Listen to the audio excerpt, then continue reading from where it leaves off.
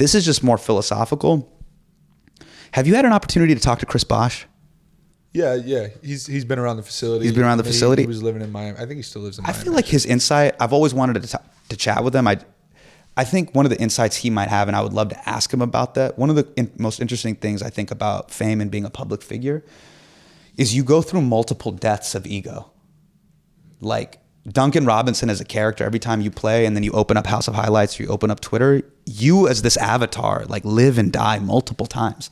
You're like, God damn, I had a great game against the Bucks. Like you feel this like rebirth. You have a bad game. You're like, damn, they're roasting me. Like you feel this death. You go undrafted, you go back to the G League, you get cut, they don't pick up the contract, you end up out of the league. Like you experience a type of death that other people perhaps don't.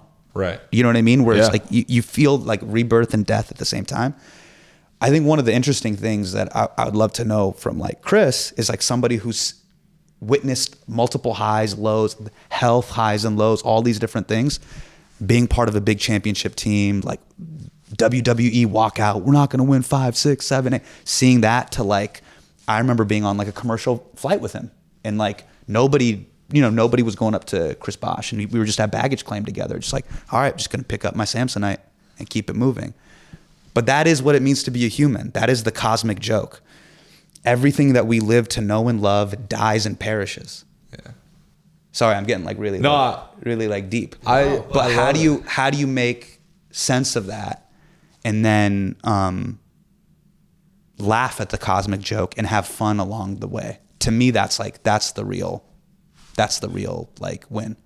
I think Chris is a really good example too, because we were having a team conversation last year when we were kind of going through a rough patch as a team, and Coach Spo referenced CB, Chris Bosh, when he came to Miami and sacrificed. I mean, he was incredible in Toronto. He was great in Miami as well. But I think he was 25 or maybe 26 when he decided. I think it was 25 when he decided to basically take a back seat. He was multiple time All-Star, best player, face of the franchise. Totally. And to have at that young of an age. So last year when I'm sitting in the locker room, that's younger than I was at that point. I'm 27 years old. I'm old. Are you old by NBA standards? Yeah, I did 5 years of high school and 5 years of college. Called it the 10-year plan. So really took my time with it. Did you have bad grades? Is that what you did 5 years? No, it's I mean, no. I was solid in the classroom. It was more so to pursue eligibility and all that basketball opportunities. I was a late bloomer, so I needed to take my time with it. But to have the mental maturity and perspective at that young of an age to understand that and know that you're likely, and maybe at that point he didn't even know what he was getting into, but like he was the butt of the joke for a lot of the time, the Big Three's time in Miami. Right. Like for so much of that stretch. Right.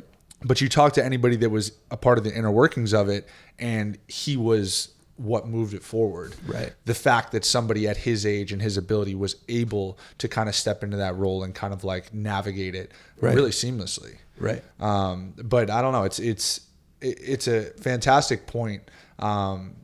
Just about whether it be performing on a floor or and also like his perspective of like, he's got a beautiful family. He's got beautiful children. Right. And so much of like the commentary is just like, yo, what happened to you? And it's understanding like the marathon of life.